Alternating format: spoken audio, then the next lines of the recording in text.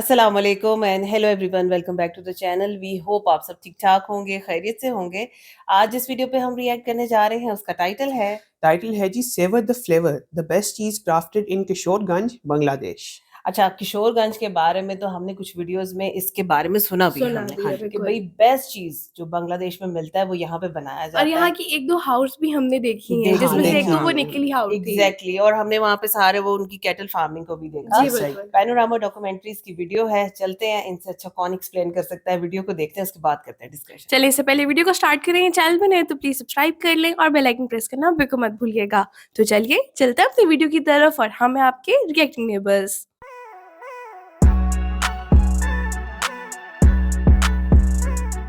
चलो जी, वीडियो को स्टार्ट करते हैं। 3, 2, 1 एंड गो।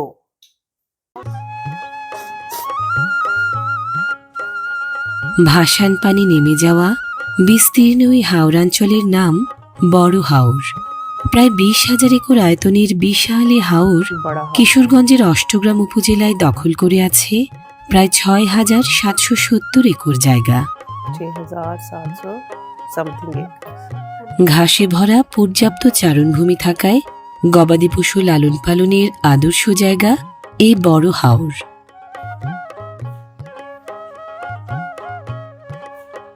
হাওরে গোচারণ ভূমি ও শস্য ক্ষেতের ধারে কাছে নজর কাড়ে জিরাতি কৃষকদের অস্থায়ী ঘরবাড়ি ও গোয়াল।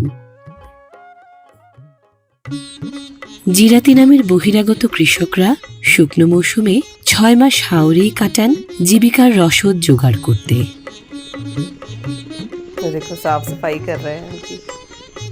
দূর দূরান্ত থেকে আসা জিরাতি কৃষকরা বড় হাওরে মূলত চাষাবাদের জন্য এলেও আবাদের পাশাপাশি গবাদি পশু লালন পালন করেন বাড়তি আয়ের জন্য। कितने खूबसूरत बने हुए हैं ना, देखो। हाँ, ये किसी सब्जी की है। জিরাতি কৃষকদের বাড়তি আয়ের বেশিরভাগটা আসে গাভীর দোয়ানো দুধ প্রতিবেলা বিক্রি করে।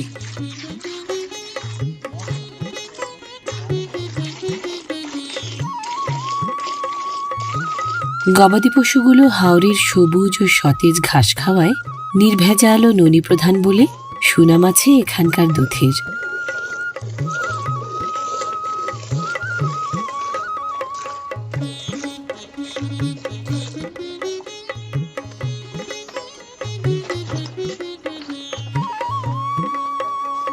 इसका बच्चा है।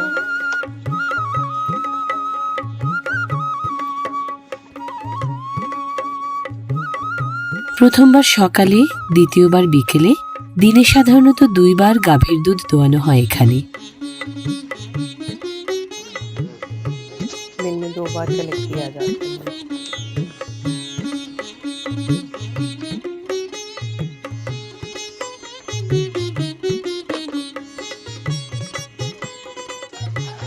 হাওরের চারণভূমিতে ঘাস খাওয়া গাভীর দুধকে স্থানীয়রা বলেন ঘাসের দুধ। बड़ा ख्याल रखना ননির মাত্রা বেশি বলে উৎকৃষ্ট এই ঘাসের দুধের উল্লেখযোগ্য অংশ ব্যবহৃত হয় পনির তৈরিতে। জিরাতি কৃষকদের কাছ থেকে পাইকারি দরে দুধ কিনে অষ্টগ্রামের নানান জায়গা থেকে আসা গোয়ালারা বেশিরভাগটাই চালান দেন পনির ও মিষ্টান্ন তৈরির নানা কারখানায়।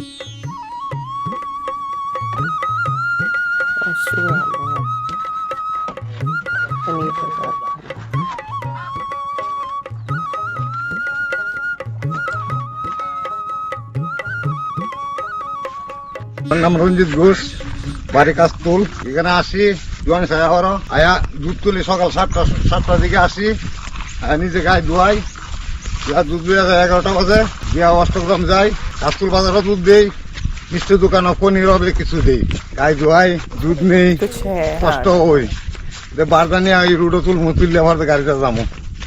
এরপরে তো এখন গাড়ির রাস্তা অনেক, নাহলে তাকে আমরা এই বার দিয়ে গেছি অষ্টগ্রাম, আমরা কষ্টটা কিছু কমছে, এই রাস্তাটা অনেক।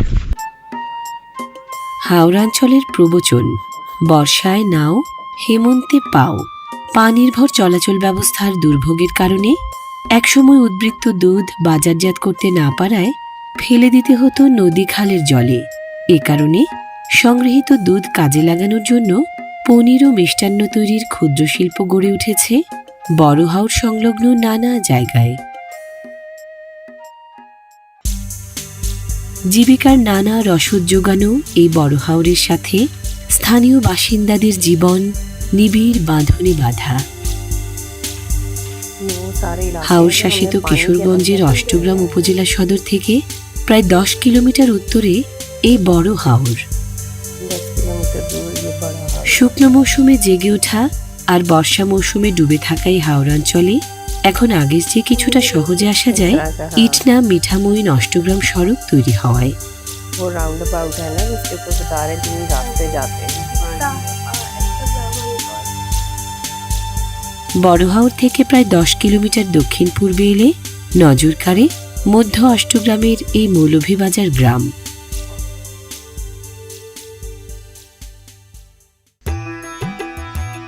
যথারীতি গবাদি পশু পালনের চল আছে এই গ্রামের প্রায় সব বাড়িতেই। এই গ্রামের বাসিন্দাদের অনেকের দৈনন্দিন জীবন কোনো না কোনোভাবে জড়িয়ে আছে গবাদি পশু পালনের মাধ্যমে দুগ্ধ উৎপাদন এবং দুগ্ধজাত খাদ্যপণ্য তৈরির নানা আয়োজনের সাথে। चावल बॉयल हो रहे हैं।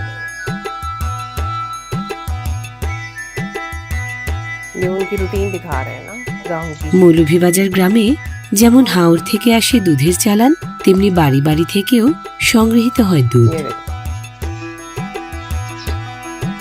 छानेंगे इसको।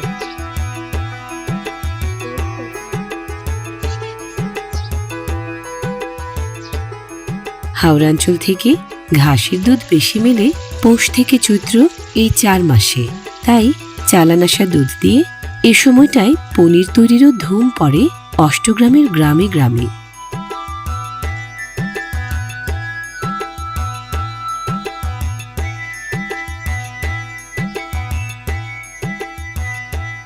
ননি প্রধান দুধ কাজে লাগিয়ে পনির বানানো হয় মৌলভীবাজার, কারবালাহাটি, আলমদিঘি পাড়, মাইজেরহাটি সহ অষ্টগ্রামের বেশ কয়েকটি গ্রামে। इनसाइड चलो बता रहे हैं।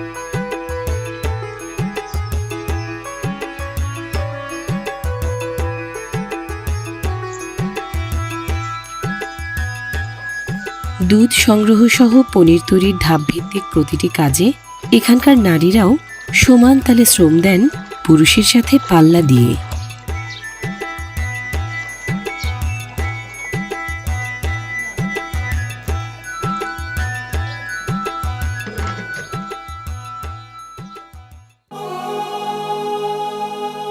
অষ্টগ্রাম উপজেলা সদরের মাইলখানেক পশ্চিমে 5 গম্বুজে মসজিদটি হজরত শাহজালাল রহমতুল্লাহ আলাইহির 360 আউলিয়ার একজন হজরত কুতুব শাহ রহমতুল্লাহ আলাইহির গড়া। मस्जिद है यहाँ पे। কুতুব মসজিদের সামনে কারিগর তুরাব আলীর বাড়ি পনির বানানোর খুব নামকরা জায়গা। इसके सामने है इनकी दुकान, बड़ा नाम है इनका। পনির বানানোর জন্য বড় ডেকচির নির্দিষ্ট পরিমাণ দুধে মেডিসিনের টক পানি অথবা ভিনেগার কিংবা লেবুর রস মিশিয়ে আধ ঘন্টা রাখলে ব্যাকটেরিয়ার কার্যকারিতায় মিল্ক সুগার রূপান্তরিত হয় ল্যাকটিক অ্যাসিডে। আর ল্যাকটিক ফার্মেন্টেশনের প্রক্রিয়াটি দুধের আণবিক বন্ধন ভেঙে ফেলার মাধ্যমে ননির প্রোটিনকে রাসায়নিক বিক্রিয়ায় জমিয়ে ফেললে জমাট বাঁধে দুধ। হাত দিয়ে এই জমাট দুধ বিশেষ কায়দায় মন্থন করলে ব্যাকটেরিয়া নিঃসৃত এনজাইমের প্রভাবে তঞ্চন পদ্ধতির শেষ ধাপে তৈরি হয় জমাট বাঁধা ছানা। পনির তৈরির নামকরা কারিগর তুরাব আলীর পূর্বসূরীরা ধারণা করা হয় হাওর শাসিত অষ্টগ্রামে পনির তৈরির সূত্রপাত ঘটিয়েছিলেন কমপক্ষে 300 থেকে 350 বছর আগে। वो देखो वो उसको तोड़ नहीं रहे हैं, बहुत हल्के से हाथ लगा रहे हैं। সাধারণত 10 লিটারের মতো দুধ ব্যবহার করলে 1 কেজি ওজনের পনির তৈরির জন্য দরকারি ছানা পাওয়া যায়। जिसका पानी निकल रहा है ये भी बड़ा कहते हैं अच्छा मजे का होता है। सब्जी में आटा में डाल के इसको दूध में बड़ा जायका आता है इससे।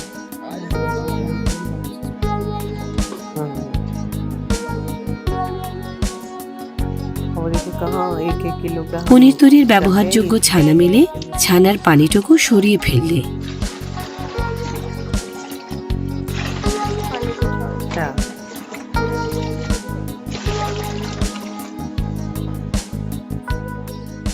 অষ্টগ্রামে পনির তৈরির সূত্রপাত নিয়ে নানা গল্প, নানা মত। কারো কারো ধারণা, ঈশা খাঁ মানসিংহের যুদ্ধ চলাকালে অষ্টগ্রামের কাস্তুলে এসে ছাউনি গড়া মোগল সেনাদের একাংশ হাওরে ঘুরতে এসে জিরাতি কৃষকদের ছানা তৈরিতে সাহায্য করার সময় ঘটনাক্রমে তৈরি করেছিল সুস্বাদু পনির।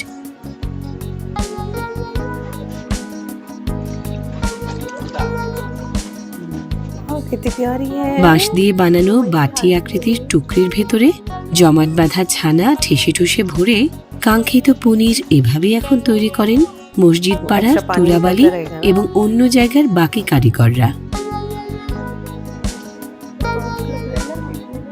কারো কারো ধারণা, মোঘল আমলে অষ্টগ্রামে আসা অভিজাত দত্ত পরিবারই সাথে করে এনেছিল পনিরের উৎপাদন প্রণালী এবং দত্তপাড়ায় তারাই সূত্রপাত করেছিল এভাবে পনির বানানোর।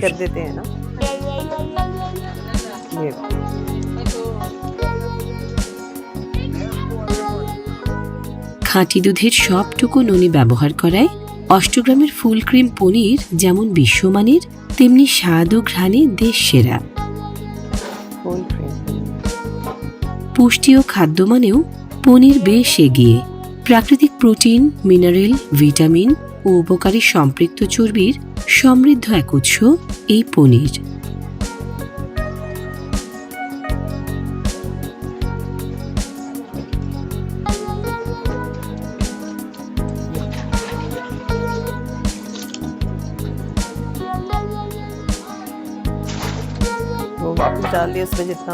বাঁশের টুকরির মধ্যে জমে শক্ত হয়ে যাওয়া পনিরের গায়ে বাঁশের বেতির দাগ বসে যাওয়ায় আলাদা কোনো নকশা আর লাগে না। लाइटली इसको प्रेस करते जा रहे हैं, उसके अंदर से पानी निकलता जा रहा है। हाँ, तो वो एक ब्लॉक बन गया।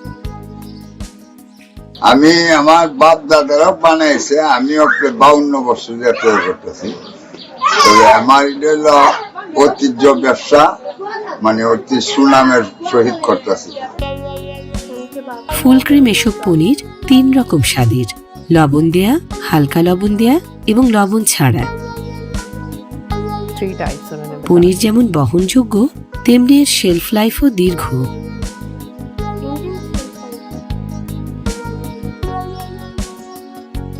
কিশোরগঞ্জে পনিরের বার্ষিক উৎপাদন কম বেশি 1/2 টনের মতো। অষ্টগ্রাম দৈনিক যোগান দেয় 150 কেজিরও বেশি। उसी बास्केट का डिजाइन देखो आ गया उसके ऊपर।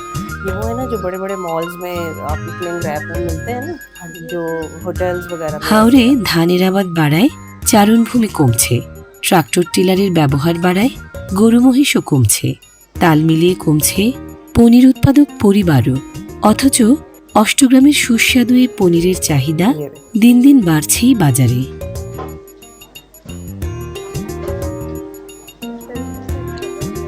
पानी इसको ड्रेन कर रहा है ना। অষ্টগ্রামের পনিরের জনপ্রিয়তা নতুন নয়। দিল্লির মোঘল বাদশারা অষ্টগ্রামের পনির পছন্দ করতেন। ব্রিটিশ রাজপরিবারের চাহিদা ছিল এর। কদর ছিল দেশীয় নবাব ও জমিদার পরিবারগুলোতেও। কদর কমেনি হাল আমলের বঙ্গভবনেও।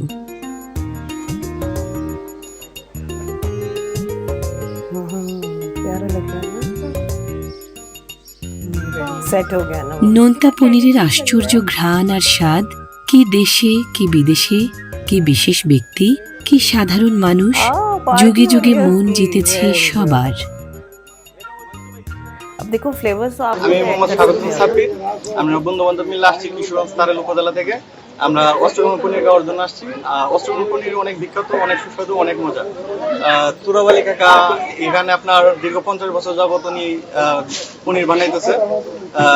সারা বাংলাদেশে পনির এটা বিখ্যাত। আমরা চাই যে আপনার এই পনিরটা আপনার অষ্টগ্রামের জন্য আপনার যে পণ্য হিসেবে অন্তর্ভুক্ত করা হবে। হাওর বাউর মাছে ভরা কিশোরগঞ্জের পনির সেরা। জেলা ব্র্যান্ডিং এর এই স্লোগান শুধু কথার কথা নয়, কিশোরগঞ্জের সীমানা ছাড়িয়ে অষ্টগ্রামের পনির দেশ জুড়ে জনে জনে এভাবেই রসনা তৃপ্তির সুখ বিলায় দেশ সেরার গরিমা নিয়ে।